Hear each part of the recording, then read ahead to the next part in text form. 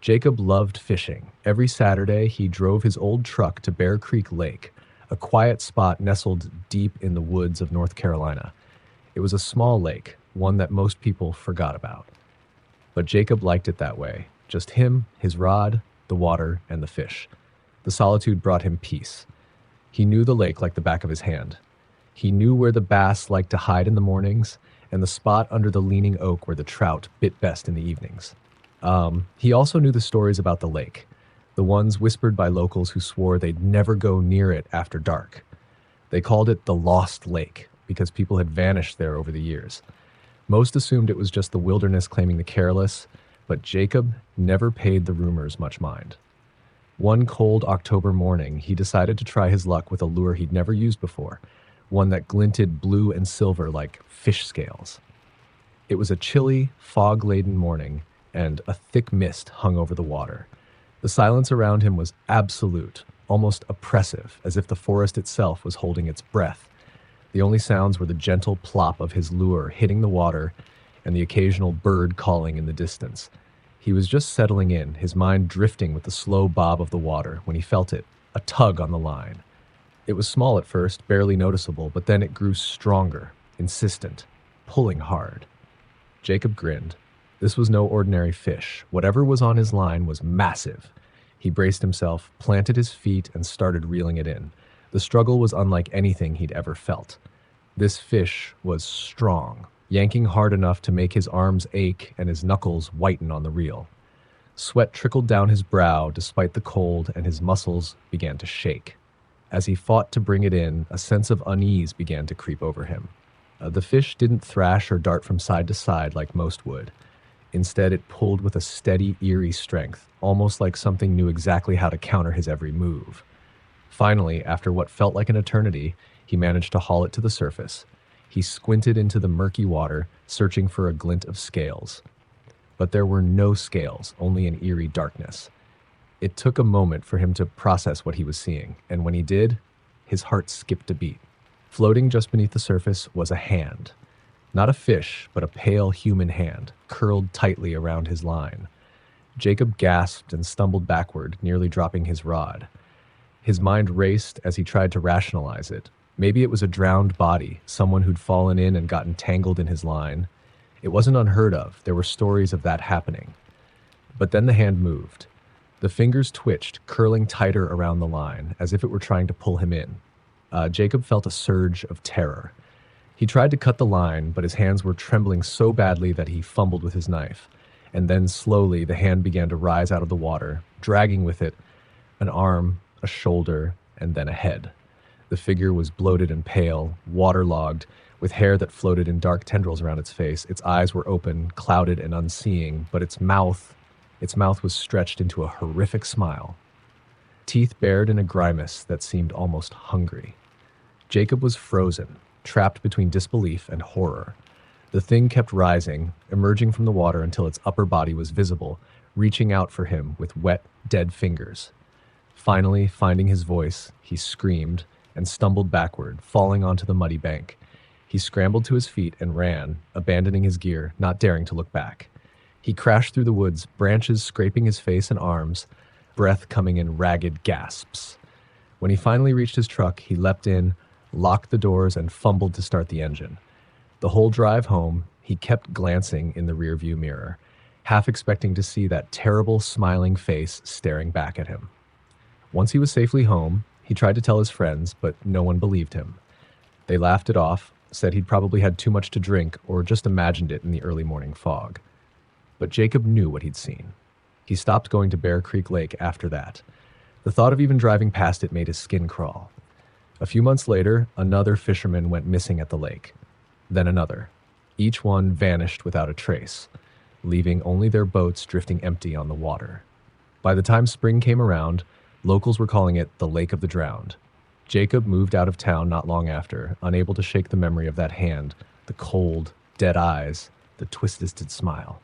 But even in his new home, hundreds of miles away, he couldn't escape it.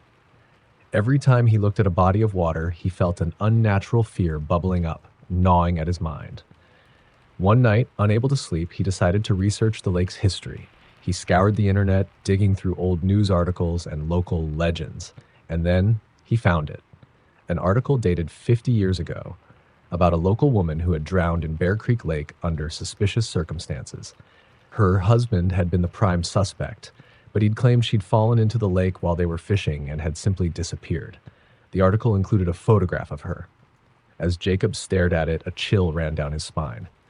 It was the same face he'd seen that day, rising from the water with a smile that no human mouth could ever make. As he sat there, his computer screen casting an eerie glow in the dark room, he felt a familiar, icy chill. Slowly, he turned to the window. There, through the glass, he saw her. She was standing by his garden pond, staring back at him with that same impossible grin, her hand reaching out as if to beckon him back to the water. David loved night fishing. There was something about the stillness, the darkness stretching around him, broken only by the gentle lapping of water and the occasional hoot of an owl. On this particular night, he'd chosen a secluded spot along the coast, one he'd only heard whispers about from old-timers who warned him not to go after dark. They called it Dead Man's Cove. Bad things happen there at night, they'd said, but David figured they were just superstitious. He set up his gear and settled on the rocks, casting his line into the inky black sea. The tide was low, and he could see the jagged rocks peeking out of the water, slick and gleaming under the moonlight. As he waited, a heavy fog rolled in, thickening the air and dulling every sound. The ocean's gentle rhythm began to feel unnatural, its swells slower, heavier. David squinted through the fog, a strange feeling settling over him. It felt like the sea itself was watching. Hours passed with no bites, and he began to feel uneasy. He was used to the quiet, but this silence felt wrong. Every small noise made him jump. But then, finally, he felt it. A pull on his line, something strong. Excitement and relief surged through him. He stood up, bracing himself, and began to reel it in. Whatever it was fighting hard. He tugged and pulled, the reel squealing under the pressure. After minutes of intense struggle, he could see something coming up to the surface.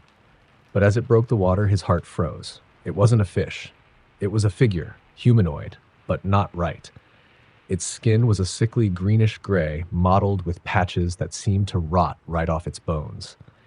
Hair hung from its head in dark, wet clumps, and its fingers were thin and clawed, gripping his line like it was pulling itself up from the depths of the sea. The creature's eyes were hollow, dark and empty, yet he could feel them boring into him, staring into his very soul. David stumbled backward, horrified, but his hands were still frozen to the rod. The creature began to hiss, low and chilling, and then it opened its mouth impossibly wide, revealing rows of broken, jagged teeth. A stench hit him, thick and overpowering like rotting seaweed and decaying flesh. In a panic, David tried to cut the line, fumbling with his pocket knife, but his hands were shaking so violently he could barely hold it. The creature pulled itself closer and closer, its mouth stretching even wider, as if to devour him whole. Finally, with a desperate slash, he cut the line. He stumbled back, nearly tripping over the rocks as he watched the creature slip silently back into the water, its hollow eyes still locked onto him. The last thing he saw was its mouth, that gaping, unnatural maw, closing over the spot where the line had broken. David didn't waste any time packing up. He ran back up the rocks, his heart pounding, the creature's hissing echoing in his mind. He didn't dare look back, terrified he'd see it following him, crawling over the rocks on those twisted limbs. He didn't stop running until he was back at his truck, panting and gasping for air. He sped all the way home, his mind racing, replaying what he'd just seen over and over, each image more horrifying than the last. For weeks afterward, David couldn't sleep. Every time he closed his eyes, he saw the creature's face, its hollow eyes, its gaping mouth. He swore he could still smell that stench lingering like a curse, filling his home, creeping into his dreams. He started hearing strange noises in the night, the sound of something scraping against his walls, the slow, heavy drip of water that seemed to come from nowhere. Then, one night, the stench returned. It filled his house thick and suffocating, like the rotting sea. His stomach turned as he tried to find the source, but nothing was there. Yet the smell only grew stronger, as if something was crawling its way out of the very walls. And then he heard it, a low, guttural hiss, the same horrible sound from that night on the rocks. He backed away, eyes wide, and froze as he saw water pooling around his front door. Salt water, murky and dark, seeped in through the cracks, spreading across his floor. He could see clumps of seaweed, bits of decayed fish, bones scattered in the water as it rose higher and higher. Then he saw a hand, a gray, skeletal hand, with long, claw-like fingers reaching through the water toward him. He stumbled back, heart racing, his mind screaming in disbelief. The hand was followed by another, and then another, as more and more of the creatures emerged, dragging themselves out of the dark water, eyes hollow and staring, mouths stretched wide in that endless, empty grin. David tried to scream, but no sound came. The last thing he saw before they pulled him under was that same gaping, hollow face, grinning as it drew him into the depths of the cold, dark water, flooding his home. The next morning, his house was found abandoned, with no sign of him anywhere. The floors were dry, the doors locked, and his fishing gear was still neatly stored in his truck. But those who entered couldn't ignore the faint stench of rotting seaweed that lingered, or the strange, damp footprints leading from the door to the ocean. Tom was a commercial fisherman, the kind who spent weeks out on open waters, far from shore. He was used to the long, lonely nights, the cold spray of the sea, and the constant sound of the waves. It was the kind of life that hardened a man, made him indifferent to the things that would scare most. But this was one he never told anyone. No one would believe him anyway. One late fall, he was sailing through an unfamiliar stretch of water off the coast of Alaska. It was a vast, desolate part of the ocean where storms gathered like dark omens and the waves rolled like mountains. He was alone, as always, with just his old boat, the Blue Marlin, and the endless sea stretching out around him. It was the dead of night, with thick clouds smothering the moonlight, when his radar picked up a strange blip, a small island, just ahead, that wasn't marked on any map. He was running low on fuel and food, and the thought of a solid patch of land, even just for a quick rest, was welcome. With no hesitation, he steered his boat toward it. As he got closer, he could make out the shape of the island. It was dark, jagged, a piece of black rock jutting out of the sea like a broken tooth. There were no signs of life, no vegetation, just smooth, wet stone glistening in the dim light of his boat's lantern. As he dropped anchor and climbed down onto the rocks, a strange feeling crept over him. The air was thick, almost heavy, and he could have sworn he heard whispers, faint and distant, just beyond the sound of the waves. Ignoring the sensation, he sat down on a flat patch of rock, pulling out his flashlight to check his supplies. But just as he was settling in, he heard something. A soft, rhythmic splash, as if someone or something was crawling out of the water nearby. He whipped around, shining his flashlight toward the sound.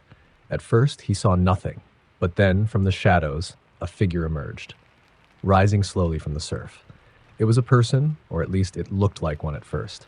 The figure's skin was pale, almost translucent, as if it had been soaking in salt water for years.